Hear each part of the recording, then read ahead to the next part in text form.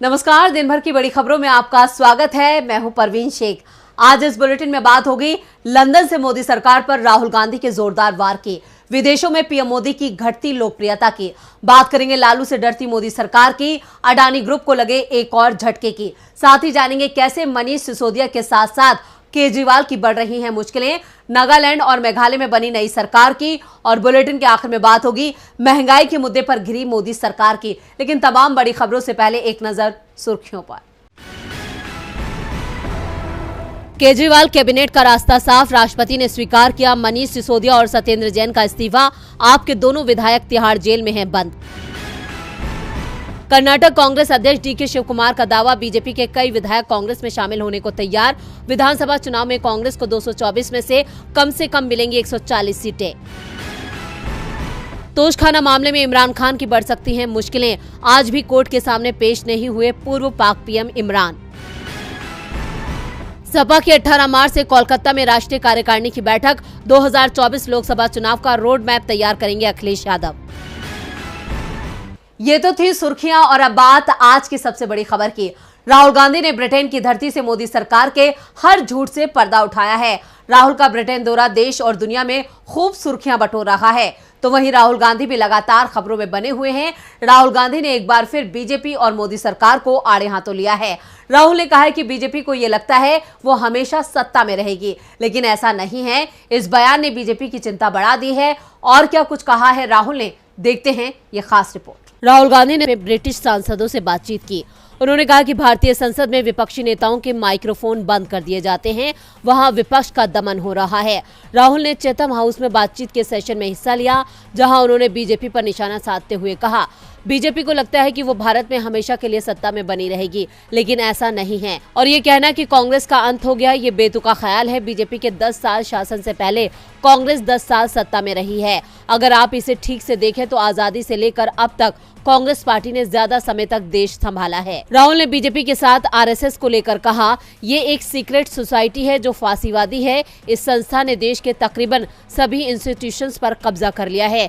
BJP इसी संस्था का हिस्सा है। उसका मकसद रहता है चुनाव का इस्तेमाल करके सत्ता में आना और फिर लोकतंत्र को दरकिनार कर देना। मैं ये देखकर बहुत हैरान हूँ कि आरएसएस ने कैसे इतने संस्थानों पर कब्जा किया है। Press, judiciary, parliament, election commission, सभी इंस्टीट्यूशंस उसके दबाव और डर में हैं। ऐसे में विपक्ष को कुछ बोलने नहीं दिया जाता है। ऐसे में लोगों तक पहुंचने के लिए हमने भारत जोड़ो यात्रा निकाली। राहुल ने आगे कहा कि भारत में लोकतंत्र एक वैश्विक सार्वजनिक अच्छाई है। भारत काफी बड़ा है। अगर भारत में लोकतंत्र को कमजोर किया जाता है तो ये पूरी दुनिया में कमजोर हो जाता है। भारत का लोकतंत्र अमेरिका और यूरोप के आकार का 3 गुना है, और अगर ये लोकतंत्र टूट जाता है तो ये पूरे विश्व में लोकतंत्र के लिए एक बड़ा झटका होगा। राहुल के बयानों का बीजेपी लगातार विरोध कर रही है और इन बयानों को देश का अपमान बता रही है। अब राहुल के इस बयान के बाद देश की राजनीति में कोहराम मचना तय माना जा रहा है। राहुल गांधी के इस वार से मोदी सरकार में बेचैनी बढ़ गई है। वहीं विदेशों में पीएम मोदी की गिरती लोकप्रियता से भी बीजेपी की चिंता बढ़ गई है। 2014 में नरेंद्र मोदी के सत्ता में आने के बाद दुनिया भर में उनकी लोकप्रियता बढ़ने का दावा किया गया था। पीएम की विदेश यात्राओं में मेगा शो होते थे, लेकिन इन शो का रंग उतरने लगा है। दावा किया जा रहा है कि अमेरिका और ब्रिटेन में तो पीएम मोदी के खिलाफ अभियान ही शुरू हो गया है। तो क्यों मोदी की लोकप्रियता में आई कमी और कैसे उनके लिए 2024 हो गया है मुश्किल, देखते हैं ये रिपोर्ट। भारत में बीजेपी की सत्ता अब मुश्किल में दिख रही है। देश में तो बीजेपी का ग्राफ गिर रहा है, साथ ही विदेशों में भी पीएम मोदी की लोकप्रियता गिर रही है। और हाल ही में कुछ घटनाओं ने भी संकेत दिया है कि दुनिया अब बीजेपी और पीएम मोदी के बिना भारत को देख रही है। Centre for research on globalization के एफ विलियम एंगडाहल का दावा है कि पिछले 2 महीने में जो कुछ घटा है वो बताता है कि अमेरिका और ब्रिटेन पीएम मोदी से नाराज हैं और अब वो भारत में बदलाव चाहते हैं, और इसके पीछे रूस यूक्रेन टकराव में भारत की भूमिका को सबसे बड़ा कारण माना जा रहा है। अमेरिका और यूरोप के तमाम दबाव के बावजूद भारत रूस से व्यापार बंद नहीं कर रहा है, जिसके चलते रूस पर लगे प्रतिबंध प्रभावी नहीं हो पा रहे हैं। यूएन में भी भारत रूस की आलोचना नहीं कर रहा है। एंगडाहल ने बताया कि भारत में सत्ता परिवर्तन को लेकर अभियान शुरू हो गया है। उन्होंने बताया कि हिंडनबर्ग के पास मोदी से करीबी संबंध रखने वाली खुफिया जानकारी हो सकती है। इसी आधार पर हिंडनबर्ग ने अडानी समूह को निशाना बनाया। हिंडनबर्ग रिपोर्ट से कुछ पहले ही ब्रिटिश सरकार के स्वामित्व वाली बीबीसी ने एक डॉक्यूमेंट्री जारी की, जिसमें 2002 में गुजरात में हुए सांप्रदायिक टकराव में मोदी की भूमिका का आरोप लगाया गया था, जब वो वहां के मुख्यमंत्री थे। एंगडाहल ने कहा कि बीबीसी की रिपोर्ट ब्रिटेन के विदेश कार्यालय द्वारा बीबीसी को दी गई अप्रकाशित खुफिया जानकारी पर आधारित थी। लेख के मुताबिक एक और संकेत मिलता है कि वॉशिंगटन और लंदन भारत में सत्ता परिवर्तन चाहते हैं, और इन संकेतों को और मजबूत किया है अमेरिकी उद्योगपति जॉर्ज सोरोस के बयान ने। सोरोस ने वार्षिक म्यूनिख सुरक्षा सम्मेलन में कहा कि अब मोदी के गिने चुने दिन हैं। भारत में लोकतंत्र है, लेकिन इसके नेता नरेंद्र मोदी लोकतांत्रिक नहीं है। सोरोस ने कहा कि मैं भारत में एक लोकतांत्रिक पुनरुद्धार की उम्मीद करता हूँ। पीएम मोदी की घटती लोकप्रियता बीजेपी को संकट में डाल सकती है। संकट तो लालू प्रसाद यादव के सामने भी खड़ा हो गया है। नौकरी के बदले जमीन मामले को लेकर सीबीआई ने सोमवार को पटना में 4 घंटे तक बिहार की पूर्व सीएम राबड़ी देवी से पूछताछ की, और आज सीबीआई के अधिकारी दिल्ली में आरजेडी सांसद मीसा भारती के आवास पर पहुंच गए, जहां लालू और मीसा से सवाल जवाब हुए। तो क्यों मुश्किल में दिखाई दे रहे हैं लालू प्रसाद यादव, देखते हैं ये रिपोर्ट। रेलवे में नौकरी के बदले जमीन केस में सीबीआई ने आज लालू यादव से दिल्ली में दिन भर पूछताछ की। लालू और उनके परिवार पर आरोप है कि 2004 से 2009 के वक्त जब लालू केंद्र में रेल मंत्री थे, तो उन्होंने नौकरी के बदले लोगों से जमीन ली थी। इस मामले में सीबीआई ने मई 2022 में लालू और उनके परिवार के सदस्यों पर केस दर्ज किया था। इस मामले में सोमवार को पटना में 4 घंटे तक सीबीआई ने राबड़ी देवी से सवाल जवाब किए थे। सीबीआई अधिकारी ने राबड़ी से 48 सवाल किए थे। इसके बाद लालू यादव को समन किया गया था। लालू सिंगापुर से किडनी ट्रांसप्लांट के बाद दिल्ली में मीसा भारती के आवास पर ही रह रहे हैं। लालू से हुई पूछताछ को लेकर लालू प्रसाद यादव की बेटी रोहिणी आचार्य ने ट्वीट किया, पापा को लगातार परेशान किया जा रहा है। अगर उन्हें कुछ हुआ तो मैं किसी को नहीं छोड़ूंगी। पापा को तंग कर रहे हैं, ये ठीक बात नहीं है। ये सब याद रखा जाएगा। समय बलवान होता है, उसमें बड़ी ताकत होती है, ये याद रखना होगा। दिल्ली की कुर्सी हिला देंगे। अब बर्दाश्त करने की सीमा जवाब दे रही है। आरजेडी ने भी इसे लेकर बीजेपी पर निशाना साधा है। आरजेडी प्रवक्ता शक्ति सिंह यादव ने कहा, सीबीआई बीजेपी और केंद्र के इशारों पर लालू परिवार को तंग कर रही है। उन्होंने कहा, सीबीआई के अधिकारी अपने आका के आदेश का पालन कर रहे हैं, इसमें उनका कोई दोष नहीं है। वो अपने आका के आदेश पर ही विपक्ष के नेताओं के घर पहुंच जाते हैं।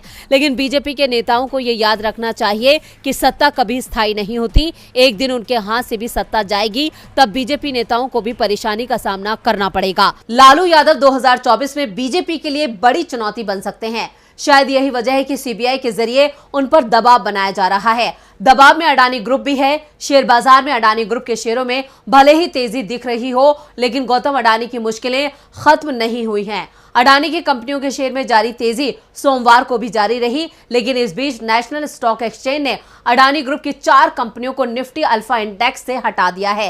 क्या है पूरी खबर, देखते हैं ये रिपोर्ट। हिंडनबर्ग रिपोर्ट सामने आने के बाद से अडानी ग्रुप की मुश्किलें कम होने का नाम नहीं ले रही हैं। अडानी ग्रुप को आज एक बार फिर जोरदार झटका लगा है। नेशनल स्टॉक एक्सचेंज ने अडानी ग्रुप के 4 शेयरों को निफ्टी अल्फा 50 इंडेक्स से हटा दिया है। ये व्यवस्था 31 मार्च से लागू होगी। इसमें Adani enterprises, Adani green energy, Adani transmission और अडानी टोटल गैस शामिल है। साथ ही Adani ports and special economic zone को भी निफ्टी 100 अल्फा 30 इंडेक्स से बाहर कर दिया गया है। कुल 14 स्टॉक्स को निफ्टी अल्फा 50 इंडेक्स से हटाया गया है। इसमें Aditya Birla fashion and retail, angel one, Gujarat Narmada valley fertilizer, page industries और सुजलान एनर्जी शामिल है। निफ्टी अल्फा 50 इंडेक्स से हटाए गए 14 शेयरों की जगह Aditya Birla Capital, Apollo Tyres, Bank of India, भेल, Britannia Industries, IDFC First Bank, Jindal Steel and Power, L&T Finance Holdings, M&M Financial Services, MRF Power Finance Corporation, Punjab National Bank, Siemens और जॉयडस लाइफ साइंसेज को जगह दी गई है। निफ्टी हाई बीटा 50 इंडेक्स में भी बदलाव किए गए हैं। इसमें 5 शेयरों को बाहर किया गया है और उनकी जगह 5 शेयरों को शामिल किया गया है। वोडाफोन आइडिया, ग्रोसिस इंडस्ट्रीज और टाटा केमिकल्स को बाहर किया गया है, जबकि Adani total gas, Adani transmission और JSW एनर्जी को इसमें जगह दी गई है। इसी तरह निफ्टी वोलेटिलिटी 50 इंडेक्स में भी बदलाव किया गया है। अडानी ग्रुप की 2 कंपनियां ACC और अंबुजा सीमेंट्स को इससे हटा दिया गया है, जबकि भारतीय एयरटेल और ICICI बैंक को इसमें जगह मिली है। इसके साथ ही कुछ दूसरी स्ट्रेटेजीज इंडेक्स में भी बदलाव किया गया है। इधर अडानी ग्रुप निवेशकों में भरोसा जताने के लिए आज दुबई में रोड शो कर रहा है। अडानी ग्रुप को फिलहाल राहत मिलती नहीं दिख रही है। राहत तो मनीष सिसोदिया को भी मिलती नजर नहीं आ रही है। दिल्ली के पूर्व उप मुख्यमंत्री मनीष सिसोदिया की शराब घोटाला मामले में मुश्किलें बढ़ने वाली हैं। सीबीआई के बाद अब ईडी ने भी सिसोदिया से तिहाड़ जेल में सवाल जवाब किए।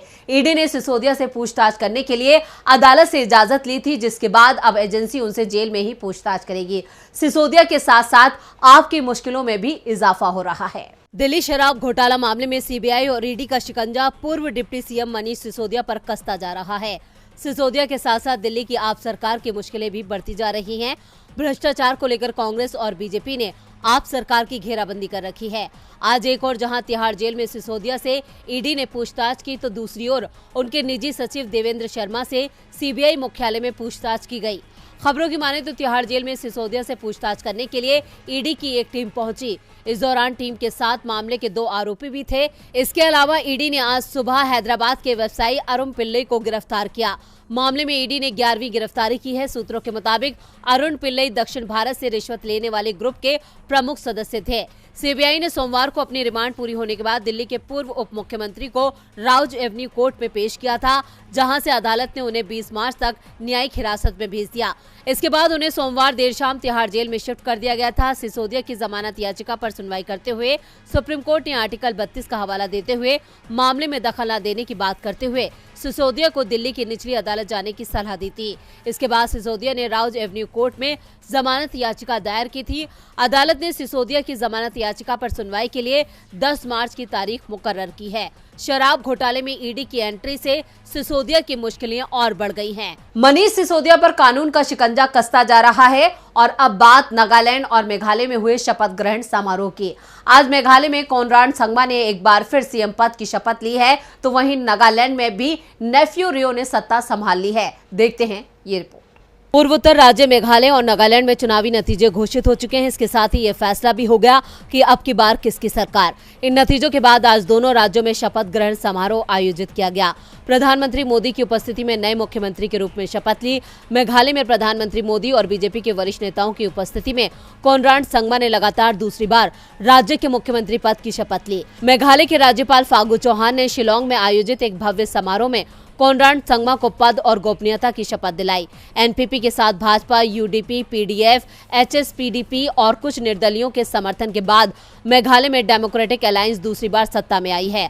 गृह मंत्री अमित शाह और बीजेपी अध्यक्ष जेपी नड्डा भी इस शपथ ग्रहण समारोह में मौजूद थे। कोनराड संगमा के साथ प्रोस्टोन टाइनसोंग और सियाव भालांगधर ने राज्य के उप मुख्यमंत्री के रूप में शपथ ली। अलेक्जेंडर लालू हैक, डॉक्टर आम्ब्रीन लिंगदो और पाल लिंगदो और कॉमिंग योंग यामोन ने 12 सदस्यीय नए एनपीपी के नेतृत्व वाले मेघालय मंत्रिमंडल में मंत्रियों के रूप में शपथ ली। वहीं दूसरी ओर नागालैंड में जबरदस्त जीत के बाद एनडीपीपी और बीजेपी की सरकार का शपथ ग्रहण समारोह कोहिमा के कैपिटल कल्चर हॉल में आयोजित हुआ। मुख्यमंत्री नेफ्यू रियो ने सीएम पद की शपथ ली। इस कार्यक्रम में हिस्सा लेने के लिए पीएम मोदी भी पहुंचे। उन्होंने मंच पर ही रियो को सीएम पद ग्रहण करने की बधाई दी। पीएम के साथ केंद्रीय गृह मंत्री अमित शाह और भाजपा अध्यक्ष जेपी नड्डा भी कार्यक्रम में मौजूद रहे। रियो के अलावा तदितुई रंगकाउ जेलियांग और याथू योंग पैटर्न ने नागालैंड के डिप्टी सीएम के तौर पर शपथ ली। वहीं 9 अन्य विधायकों को मंत्री पद की शपथ दिलाई गई। इसमें काइतो आए, जैकब झिमोमी, केजी केन्ये, तेमजेन इमरा, अलोंग और नागालैंड की पहली महिला विधायकों में से एक सलाहुतो नोजो क्रूज ने भी मंत्री पद की शपथ ली। नागालैंड में इस बार विधानसभा में सबसे अधिक राजनीतिक दलों ने चुनाव लड़ा और जीत कर आए। इसके बावजूद नागालैंड विपक्ष रहित सरकार की ओर बढ़ रहा है। लगभग सभी दलों ने राष्ट्रवादी लोकतांत्रिक प्रगतिशील पार्टी बीजेपी गठबंधन को बिना शर्त समर्थन दिया है। इस सरकार गठन के साथ ही बीजेपी बेहद खुश है, लेकिन ये सरकार चलाना उसके लिए भी किसी चुनौती से कम नहीं होगा, क्योंकि गठन की कड़ियां कब ढीली पड़ जाएं इसके बारे में कुछ कहा नहीं जा सकता। और बुलेटिन के आखिर में बात बढ़ती महंगाई को लेकर मोदी सरकार पर कांग्रेस के वार की। देश में बढ़ती महंगाई और रसोई गैस की कीमतों में हुए इजाफे ने इस बार होली के रंगों को फीका कर दिया है। आज कांग्रेस ने एक बार फिर महंगाई के मुद्दे पर मोदी सरकार पर हमला बोला है। बीजेपी सरकार पर निशाना साधते हुए कांग्रेस ने कहा कि यही मोदी सरकार की कड़वी सच्चाई है। खर्चे बढ़ गए हैं, लेकिन आधी कमाई है। और क्या कुछ कहा है कांग्रेस ने, देखते हैं ये रिपोर्ट। आज देश में बढ़ती महंगाई से हर कोई त्रस्त है। आम जनता तो बढ़ती महंगाई के बोझ तले दबी जा रही है, लेकिन सत्ता पर काबिज बीजेपी कह रही है कि देश में महंगाई कहाँ है, ये तो अंतर्राष्ट्रीय समस्या है। लेकिन कांग्रेस ने इस साल होने वाले 9 राज्यों के विधानसभा चुनावों और 2024 के लोकसभा चुनावों में बीजेपी को सबक सिखाने का मन बना लिया है। इसलिए कांग्रेस अभी से जनता से जुड़े मुद्दों को जोर शोर से उठा रही है। आज कांग्रेस ने ट्वीट करके मोदी सरकार को घेरा है।